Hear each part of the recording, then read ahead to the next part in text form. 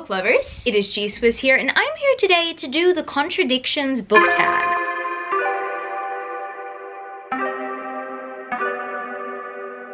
I've recently been seeing this tag roll around in the booktube community. I will link the creator down in the description so you can check out their original video. I find this tag pretty fascinating because there are a lot of times where I talk about maybe a genre that I'm never usually interested in reading, but then I find myself raving to you guys about a book that I love that is in that specific genre that I don't really like. Or maybe I will badmouth a trope, but then all of a sudden I will absolutely fall in love with a book series that has that exact trope that I badmouth pretty much all the time. I like the idea of this tag because as much as we can talk about the things that we do like, it's very interesting to talk about the things that we do and don't like, but we like seeing it in certain contexts, or we don't like seeing the things that we like in certain contexts. I find that very fascinating. So I guess without further ado, I'm going to talk about my contradictions based on these prompts. Prompt number one is, I love this genre, but I didn't like this book. I'm going to try not to go hard with the hot takes on this one because I've talked about it a few times already.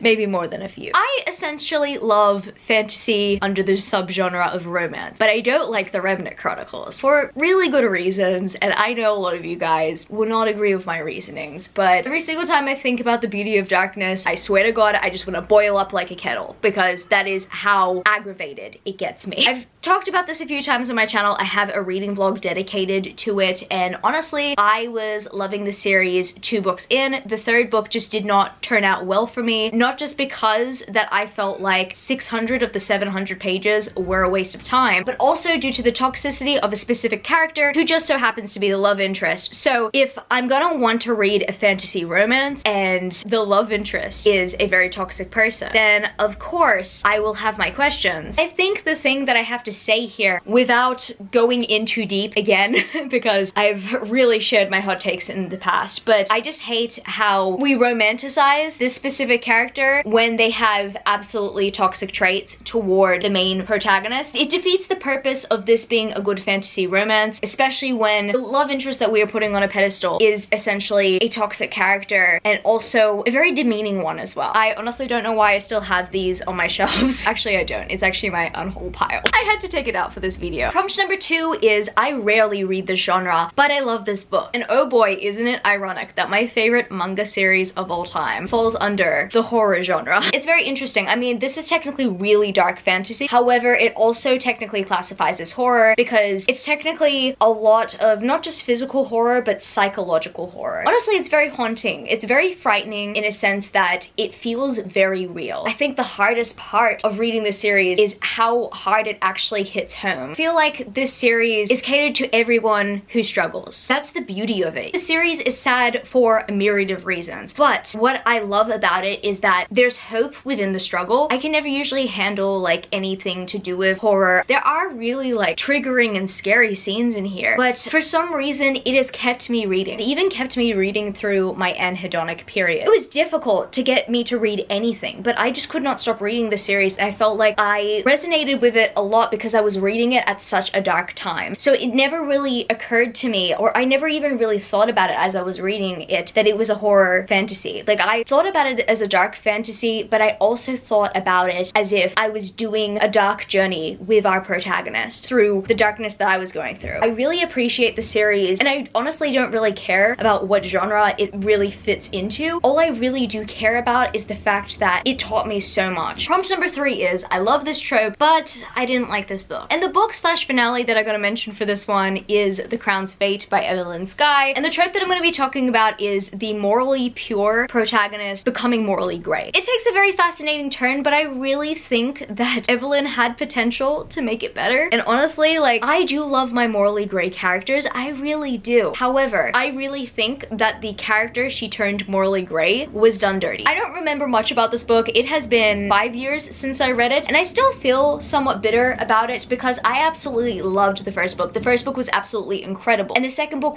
really turned me off. I just wanted to see this character succeed, and I actually didn't know that this character was gonna turn dark. And you know, I do like seeing that in certain books. Like, I loved seeing that in Furyborn. I also loved seeing that in the Blood of Stars duology. I really loved seeing that dark turn. However, I don't think that it worked here. I think that it just came out of nowhere. I feel like the protagonist was acting out of character. I think that it was just there for the sake of shock factor, but it didn't really do much for the rest of the story. And honestly, I hate to say it, but it kind of insults the first book. I do love it when pure characters do become morally gray, but I like that through progression, and I just don't feel like it was done well. Prompt number 4 is, I hate this trope, but I love this book. And for this one, I'm going to mention Clockwork Angel, or the Infernal Devices series by Cassandra Clare. And the trope that I'm going to mention is the love triangle. I personally don't love the love triangle, and there are many series that I could have mentioned. I could have mentioned Crave. However, I feel like the love triangle almost made me quit the series. I think when I am not prepared for a specific love triangle, I tend to be disappointed in it, but I personally do like how the Infernal Devices love triangle was handled, even though personally I think that this romance could have actually had the potential to be a polyamorous relationship, because all 3 of the characters love each other. However, circumstances did not go that route. I just have to accept it. Cassandra Clare has not shied away from doing a polyamorous relationship in another one of her series. However, she wrote this relationship different, and I mean, if you've read the series, you understand. However, I am okay with this love triangle, and I understand this love triangle because I understand that Tessa loves both of these men. Even the men love and respect each other so much. I don't know why. Like, even though obviously like it ate me alive in Clockwork Princess, that was like really hard to read, I had very positive emotions about this love triangle, and I think that that is such a positive thing, and that's what you want to leave with, because I feel like there are a lot of love triangles that are just written in the story for the sake of being the entire plot. The Dark Elements series,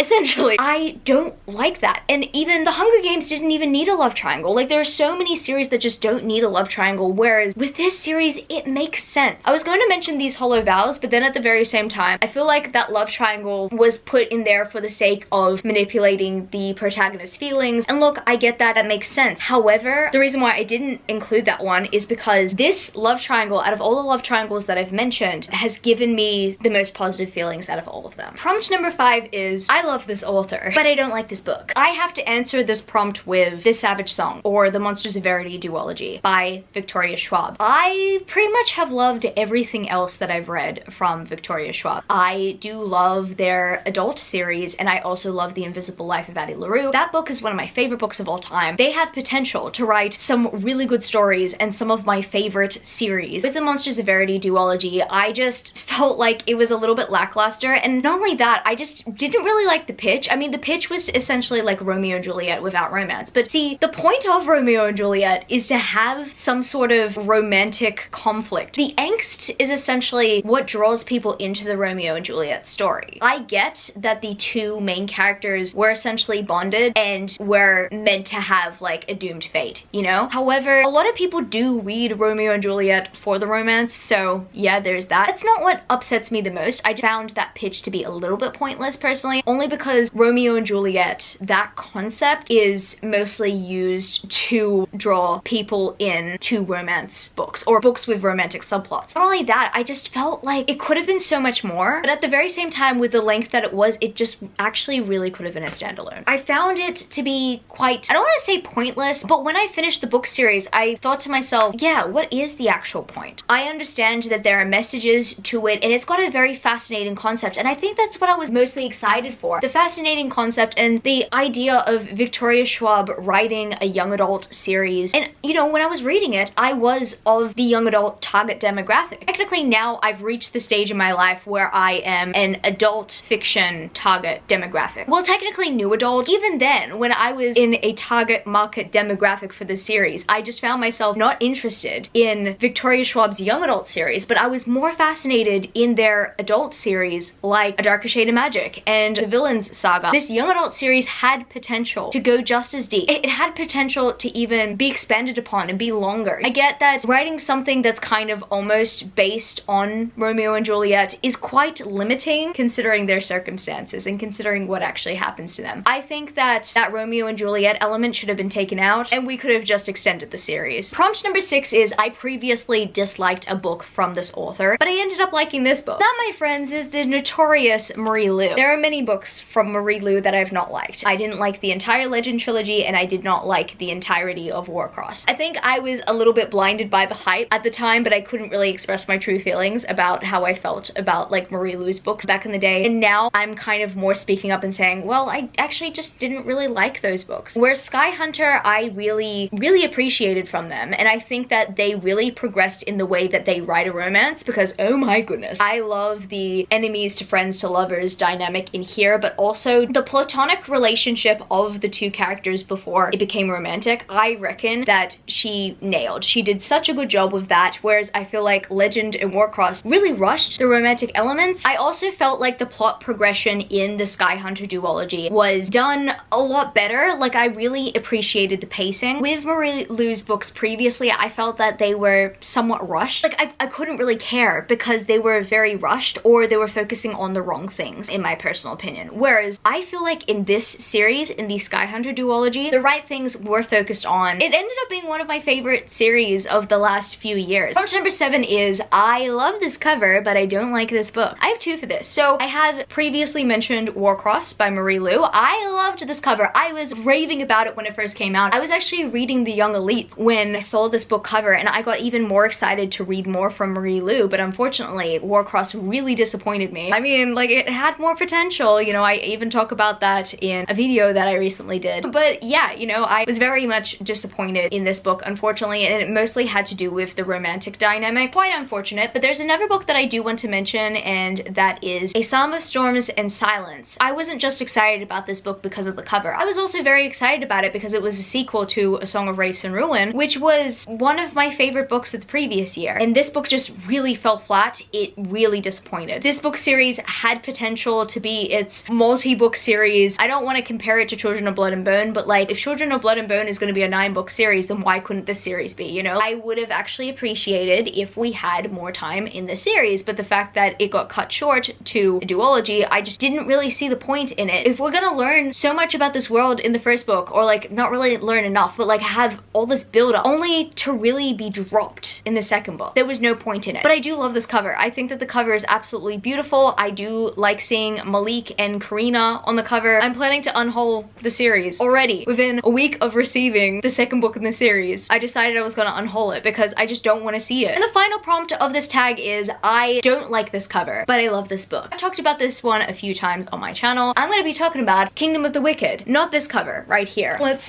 take the pretty dust jacket off from Monolime and show you the ugly one. I know this is an unpopular opinion, okay? But I don't like this. I don't like how we're just having like a bunch of random objects photoshopped together on a cover. What grosses me out even more is that there's a snake coming out of an eye socket. I don't want to look at this every day. I don't. Who wants to look at this? I don't actually know. I understand that a lot of people are like, oh my god, like, but it's seriously dark and edgy, and it kind of matches the tone of the story. Jeez, Wiz, why don't you like it? I don't want to look at this. This isn't eye candy to me. Like, yeah, for sure, it sets the tone of the story, but like, I don't want to look at it. And also, like, it is quite obviously photoshopped. And then, oh my goodness, don't get me started on the Kingdom of the Feared cover.